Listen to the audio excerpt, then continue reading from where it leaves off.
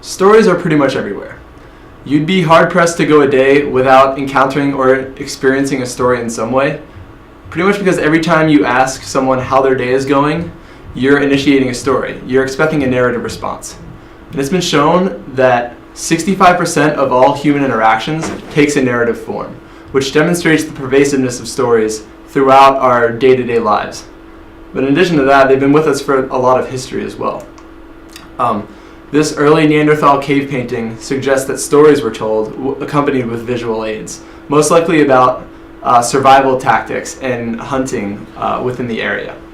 Additionally, we've created a multi-billion-dollar industry for the sole purpose of telling us stories, and the faces that convey these stories to us have become some of the most recognizable faces throughout the world, or at least in Western society. So stories seem kind of frivolous. We read fiction and we watch movies for pleasure, yet they've been with us so long they must have some evolutionary purpose. And while the answer is not terribly obvious, that's what I hope to reveal to you in this presentation. How exactly stories have been with us for so long and have shaped our society and behavioral tendencies. And I also hope to shed light on what they can actually reveal about us. So to start, I'll introduce a concept. It's called theory of mind. And basically what this is the ability to perceive others' emotions by stepping into their shoes, kind of like empathy.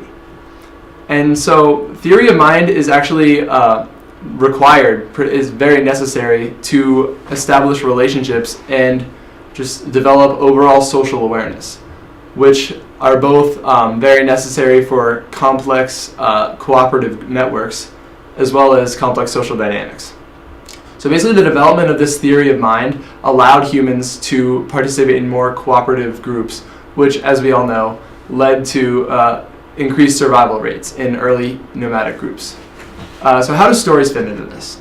Well, theory of mind is actually also required for understanding stories.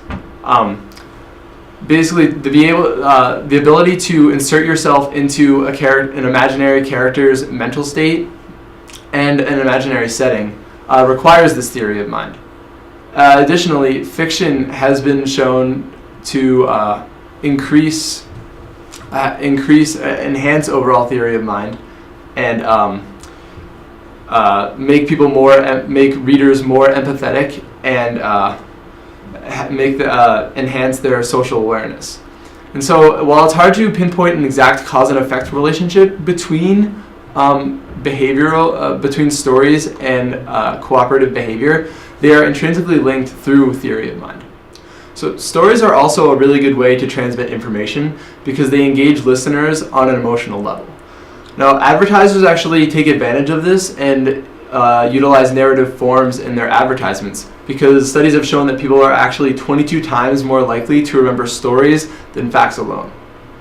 Now, as the Neanderthal cave painting suggests, early stories probably revolved around survival techniques, where to find food, how to avoid danger, and a method for conveying this information to listeners that, one, didn't involve trial and error and basically acted as a shortcut to obtain this information, and two, were also entertaining in nature and easily retained, would logically continue and pervade through the ages.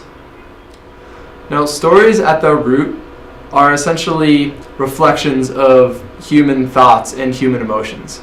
They are manifestations of the human condition. And because of this, we can use stories to reveal a lot about our psyche and what's going on inside our heads. So it's funny that actually there's a certain universality to stories, both in structure and in theme. Structure-wise, most stories follow a very similar plot structure. In fact, Ernest Hemingway did a funny lecture in which he graphs a lot of common stories' plot structures just to show how similar they are and which ones people really, really love. Additionally, there was a study done that surveyed texts across stories from cultures, independent ones, across the globe and found that romantic love in some way, shape, or form was present in all of them, which indicates that humans are essentially hardwired to love, even in cultures that use marriages for economic reasons. and where romantic love is often not very apparent. So, since stories are so closely intertwined with our belief systems and our states of mind, and serve as a way to express our mental states and emotions and thoughts, and the human condition as a whole, they've really remained integral to human life and evolution, and have done a lot to shape our culture.